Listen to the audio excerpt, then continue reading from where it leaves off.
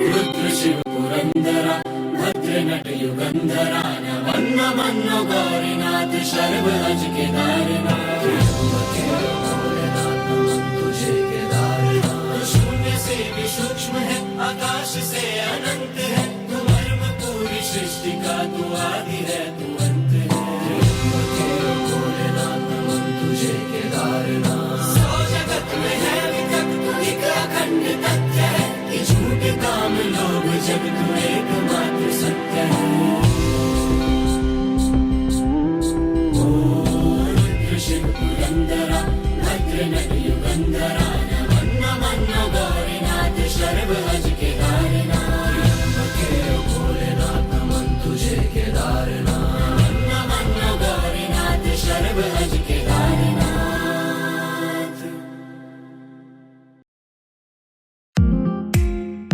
Hello viewers, मैं अंकित और अपने बाकी साथियों की तरफ से अपने व्यूवर्स को नमस्कार करता हूं। हमारा एक ग्रुप जिसमें टोटल 5 लोग हैं, विवेक, दिनेश, अभिषेक, करण और मैं, दिल्ली से केदारनाथ धाम के लिए रवाना हो रहे हैं। हमारा ये रोमांचक सफ़र दिल्ली से कोटद्वार और श्रीनगर होते हुए बाबा केदारनाथ और फिर बद्रीनाथ तक जाएगा। हमारे इस सफ़र में बहुत खूबसूरत पड़ाव भी आएंगे जहाँ पर हम रुकेंगे और कुछ पल गुजारने के बाद अपनी यात्रा को जारी रखेंगे। अभी हम सब विवेक की कार से कोटद्वार निकल चुके हैं।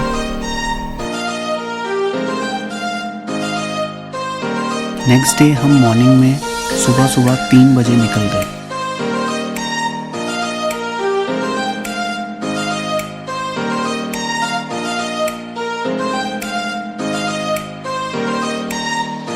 हाईवे पर कई रास्तों पे हमें रुकना भी पड़ा।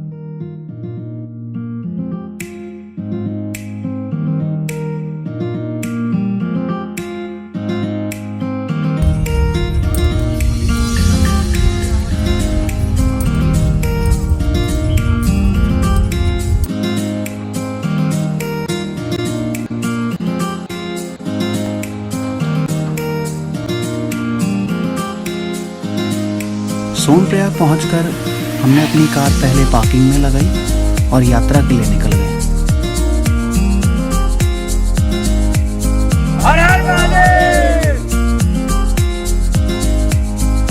सोनप्रयाग से गौरीकुंड 5 किलोमीटर है, उसके लिए हमें लोकल टैक्सी लेनी पड़ेगी।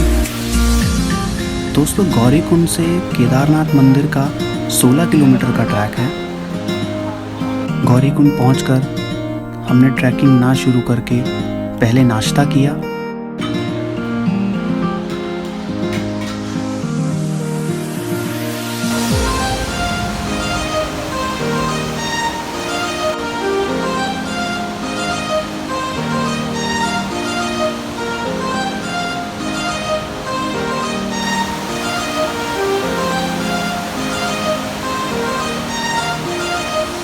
यह गौरीकुंड का तप्त कुंड है।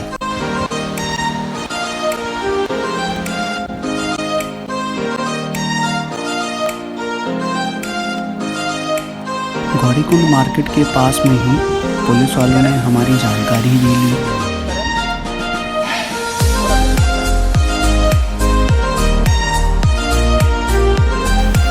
घोड़ा पड़ाव है।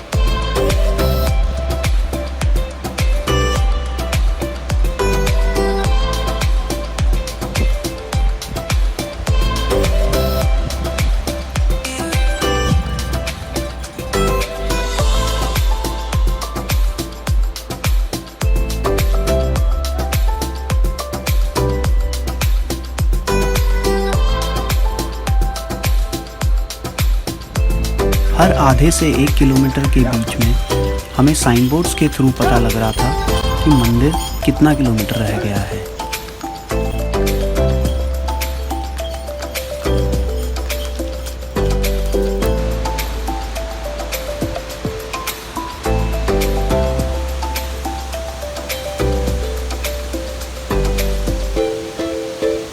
रास्तों पर हमें काफ़ी झरने भी दिखे।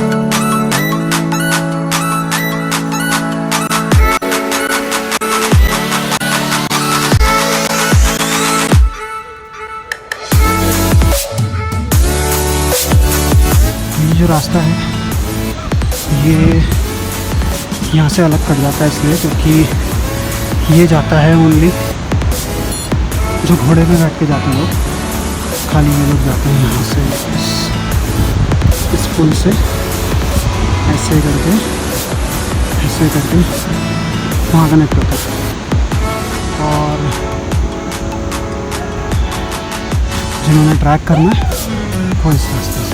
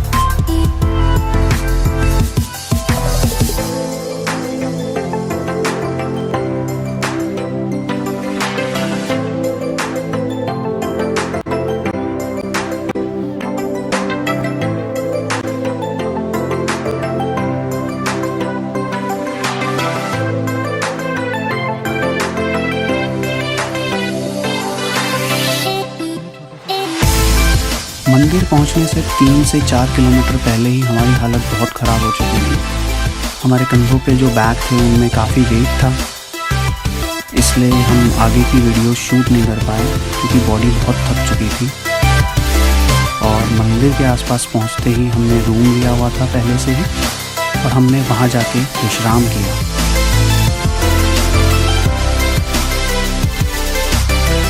अगले दिन हमने जहां विश्राम किया था उस होटल के मालिक ने हमें मंदिर के आसपास की जानकारी दी। ऊपर टॉप दिखाई देता है, बासुकी उसके पीछे है। ये रास्ता यहाँ से जाता है। ठीक 2 बजे बाद मौसम खराब होता है, बादल आते हैं। बादल आने से रास्ते आदमी भटक जाता है। मौसम सही 2 बजे से पहले, सुबह 2 बजे से पहले जाना चाहिए। ये जो रास्ता जाता है चोरवाड़ी ताल है, ये सामने मोदी जी रहे, ये मोदी गुफा है। ये सामने जो बिजली का आखिरी खंभा दिखाई देता है, मोदी जी ने वहाँ पे 24 घंटा तप किया है। 2013 में जब आपदा आई थी, वो सामने जो दिखाई दे रहा है चोरवाड़ी ताल, वहीं पे झील फट गई थी।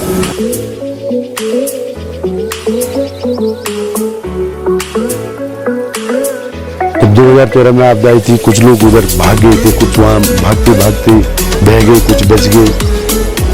5 मिनट के लिए हुआ केवल ये।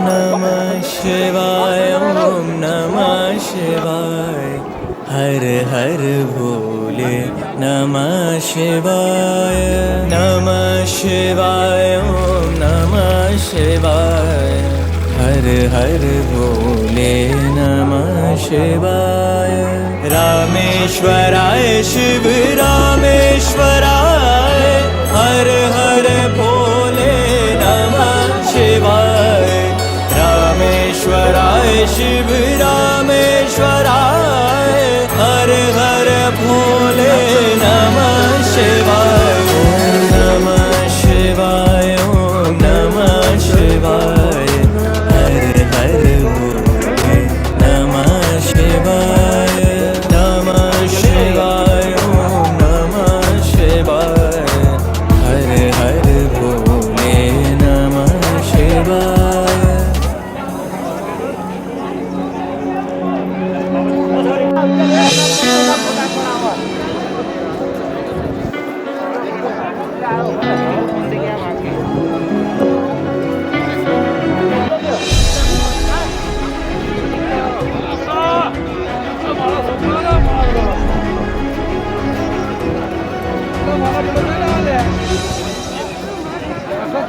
जटाधराय शिव जटाधराय हर हर भोले नमः शिवाय जटाधराय शिव जटाधराय हर हर भोले नमः शिवाय ओम नमः शिवाय ओम नमः शिवाय हर हर केदारनाथ बाबा के दर्शन के बाद हम वापस गौरीकुंड के लिए निकल पड़े। नमः शिवाय ओम नमः शिवाय हर हर भोले नमः शिवाय गंगाधराय शिव गंगाधराय हर हर भोले नमः शिवाय गंगाधराय शिव गंगाधराय हर हर भोले नमः शिवाय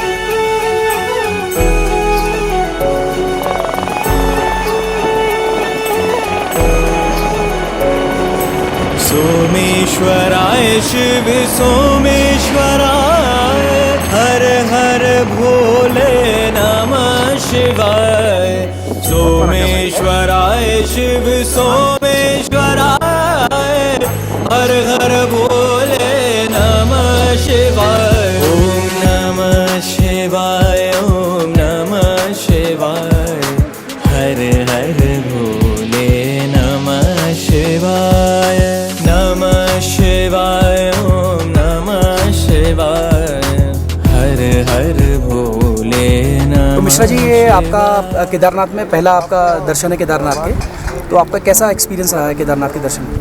बहुत ही बेहतरीन अनुभव मेरा रहा है और मुझे बेहद खुशी हो रही है कि मैं केदारनाथ के दर्शन कर पाया। मेरी तीव्र अभिलाषा थी भगवान केदारनाथ के दर्शन की, और ये अभिलाषा मेरी वर्षों से थी, लेकिन माननीय विवेक सुयाग जी के सहायता से मैं इस यात्रा को मैं भगवान केदारनाथ के दर्शन करने में सफल रहा। मैं आपको बताना चाहूँगा कि हमारी पूरी यात्रा बेहद रोमांचक और सुखद है।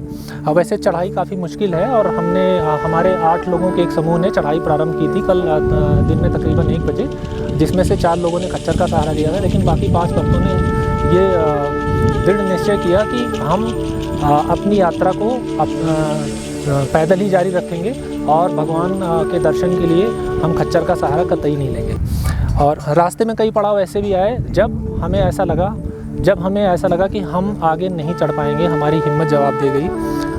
लेकिन जो आसपास का खूबसूरत नज़ारा था, आंखों को सुकून देने वाली हरियाली और कलकल बहती हुई नदी, कानों में संगीत की झंकार भरने वाले झरने, और इसके अलावा हमारी आस्था और हमारी भक्ति, ये सारी चीज़ें मिल करके हमारे भीतर एक साहस का संचार कर देती थी और हमारे अंदर एक नई ऊर्जा का संचार हो जाता था, और हम उस ऊर्जा के सहारे अपनी यात्रा को जारी रखते चले गए। हमारे कुछ मित्र ऐसे भी थे जिनको इतना शारीरिक कष्ट था कि वो पैर उठाने में भी असमर्थ थे, लेकिन उन्होंने भी अपने संकल्प, भक्ति और दृढ़ता के सहारे इस यात्रा को संपन्न किया। हम 3 लोगों ने तकरीबन 6.5 घंटे में अपनी यात्रा पूरी की, लेकिन मेरे बाकी साथी जिनके पैरों में तकलीफ़ थी, उन्होंने भी 8 बजे तक अपनी यात्रा पूरी कर ली और उनको इस यात्रा में तकरीबन 8 घंटे लगे। और वहाँ पहुँचने के बाद हमारी सारी थकान गायब हो गई, क्योंकि जब भी आप केदारनाथ धाम में पहुँचते हैं तो केदारनाथ धाम को एक जागृत धाम कहा जाता है। वहाँ पहुँचने के बाद जो आपको आध्यात्मिक ऊर्जा प्राप्त होती है, उससे आपके भीतर की सारी थकान, आपके भीतर की सारी कमजोरियाँ दूर हो जाती हैं और आप बेहद तरोताज़ा महसूस करते हैं। और उसके बाद हमने बाहर से ही दर्शन किए, क्योंकि मंदिर के कपाट बंद हो चुके थे। फिर रात्रि में हमने विश्राम किया और सुबह हमने फिर भगवान के दर्शन किए। और उस दर्शन और पूजा के पश्चात हमें जो आध्यात्मिक ऊर्जा और जो मानसिक शांति की अनुभूति हुई, उसका शब्दों में वर्णन कर पाना मुश्किल है। और आप देख सकते हैं हमारा भगवान भोलेनाथ का ये धाम कितने खूबसूरत जगह पर स्थित है। पीछे आप देख सकते हैं बर्फ़ से ढकी हुई चोटियाँ, और जो यहाँ पे पर्वत श्रृंखलाएँ हैं, यहाँ पे भी आपको हरियाली दिख जाएगी। तो इतना खूबसूरत धाम। और नीचे आप देख सकते हैं वहाँ पे सरस्वती नदी बह रही हैं, और वहीं से मंदाकिनी का भी उद्गम होता है। और कुल मिलाकर के ये नज़ारा इतना ही खूबसूरत है कि आपको शायद ही इतना खूबसूरत नज़ारा दुनिया में कहीं और देखने को मिले। आप यहाँ पे ये भी देख सकते हैं कि यहाँ पीछे हेलीकॉप्टर भी जा रहा है। बहुत सारे भक्तगण जो कि पैदल यात्रा करने में असमर्थ हैं, वो हेलीकॉप्टर का सहारा लेते हैं।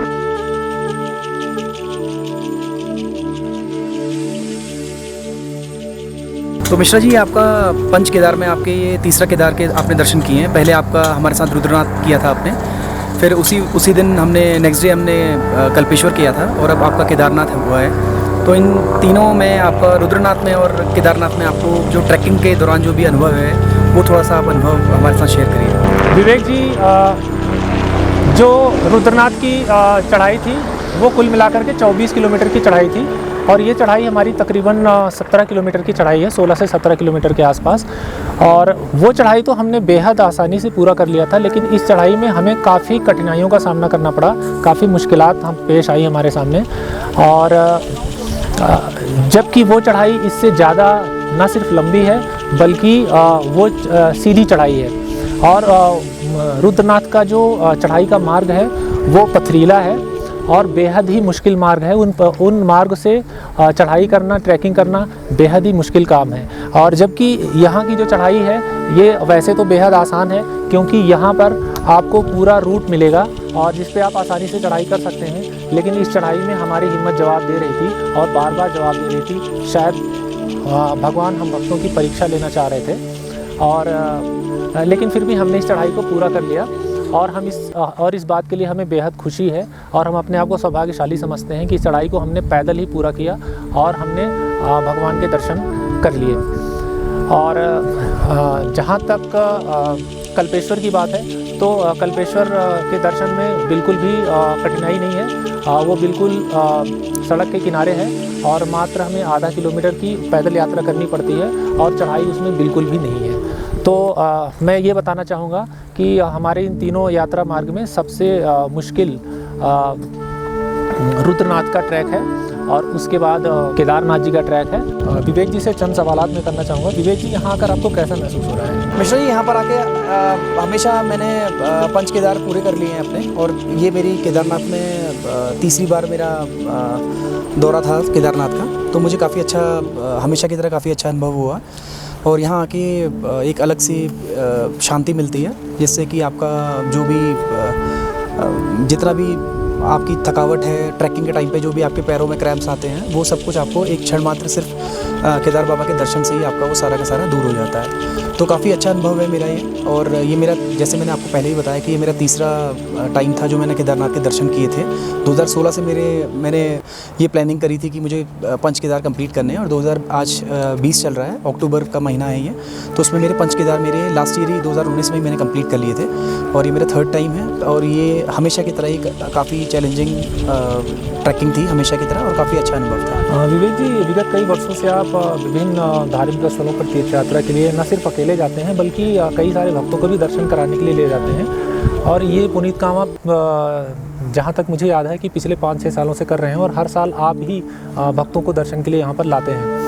और अब तो भक्तों के बीच में ऐसी भी बातें शुरू हो गई हैं कि भक्तों का ये मानना है कि हर बार दर्शन के लिए उनके दर्शन के उनको बुलाने के लिए भगवान माध्यम के रूप में आपका ही चुनाव करते हैं। तो ऐसा सुन करके और सोच करके आपको कैसा महसूस होता है? तो मिश्रा जी, ये सुन के हमेशा अच्छा ही लगता है कि भोलेनाथ एक माध्यम मुझे बनाते हैं हमेशा की तरह सभी लोगों के लिए, लेकिन उसमें सारे फ्रेंड्स लोगों का कंट्रीब्यूशन भी होता है कि जिसको भी मैं बोलता हूँ साथ चलने के लिए, तो वो कभी भी मना नहीं करते हैं। और हर कोई बंदा केदारनाथ के दर्शन करना चाहता है, कल्पेश्वर के दर्शन करना चाहता है, और साथ साथ ही आपका रुद्रनाथ, मदमहेश्वर, तुंगनाथ सबके दर्शन करना चाहता है। बहुत ही कम लोग ऐसे होते हैं जिनको ये मौका नसीब होता है, और भगवान कृपा सब पे बनाते हैं। बट ये जो धार्मिक स्थल में आने की एक अलग से एक पॉजिटिव वाइब्स उनको मिलती हैं, तो वो मैं यही कहना चाहूँगा कि मैं एक मीडियम ज़रूर होता हूँ इनके बीच में करने के लिए, बट सपोर्ट हर एक बंदे का रहता है साथ में,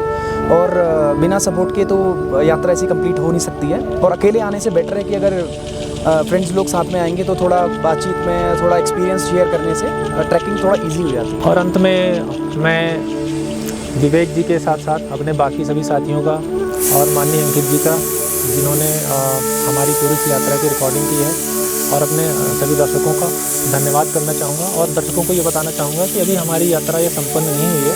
अभी हमारी यात्रा में कई और पड़ाव आएंगे, और हर एक पड़ाव पर हम अपने दर्शकों से फिर से रूबरू होते रहेंगे।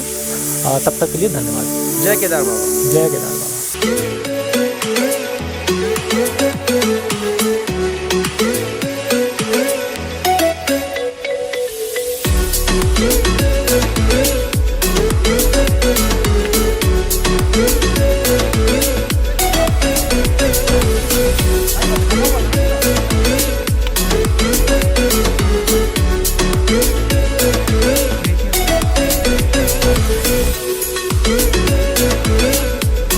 Thank you.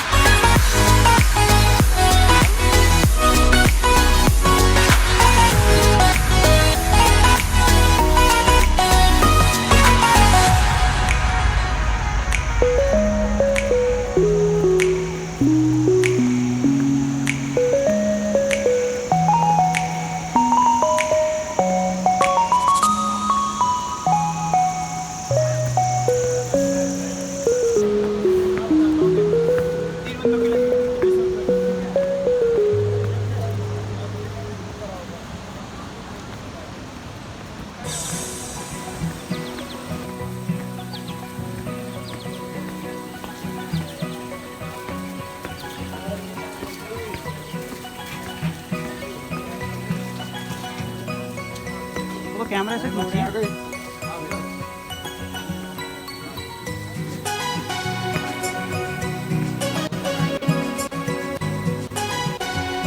हम तकरीबन दिन में 12 बजे केदारनाथ मंदिर से नीचे की ओर निकले थे और 4 साढ़े 4 के आसपास हम गौरीकुंड में थे। गौरीकुंड से सोनप्रयाग हम टैक्सी से आए और उसके बाद हम बद्रीनाथ के लिए रवाना हो गए।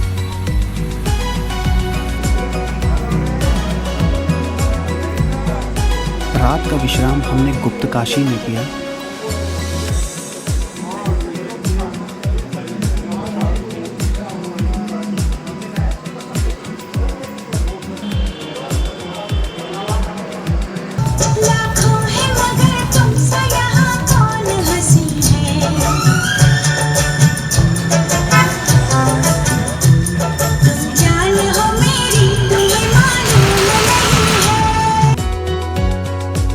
अगले दिन हम सुबह सुबह बद्रीनाथ धाम के लिए रवाना हो गए।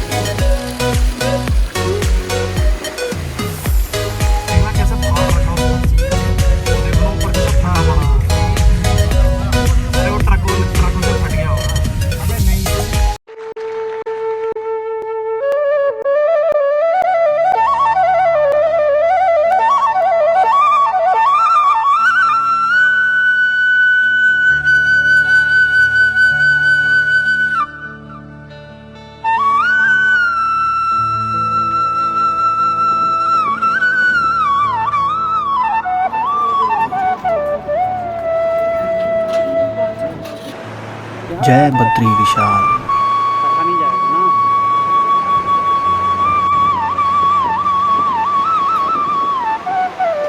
हम सब अभी बद्रीनाथ धाम पहुंच चुके हैं।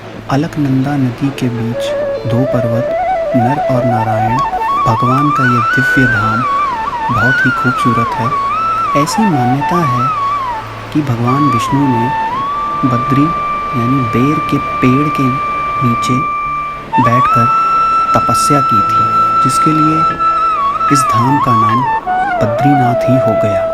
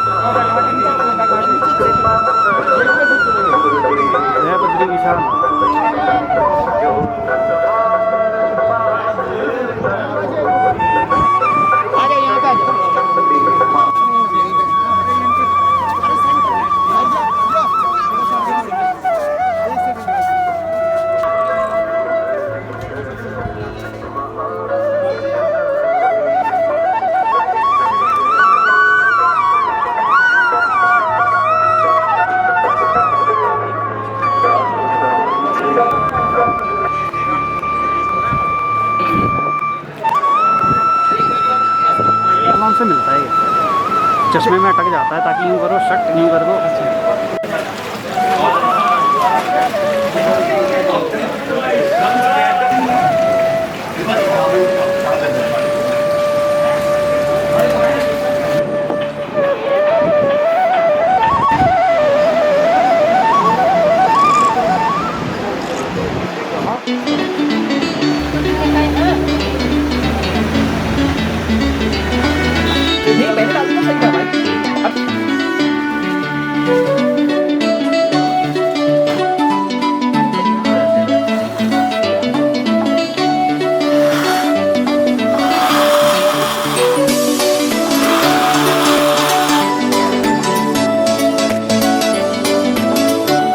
बद्रीनाथ धाम के दर्शन के बाद अब हम सब माना गांव के लिए रवाना होंगे।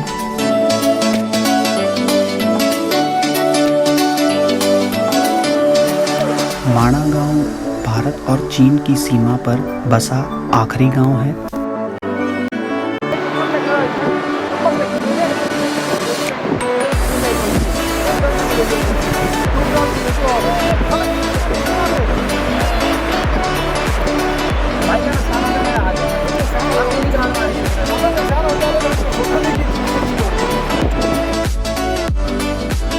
और इस समय हम माना गांव के मुख्य द्वार पर पहुंच चुके हैं, लेकिन कोरोना महामारी के चक्कर में यहाँ पर बाहरी लोगों का प्रवेश वर्जित है, इसलिए हमें यहीं से वापस लौटना होगा। अब हम माना गांव से निकल चुके हैं और अब हमारी आखिरी मंजिल दिल्ली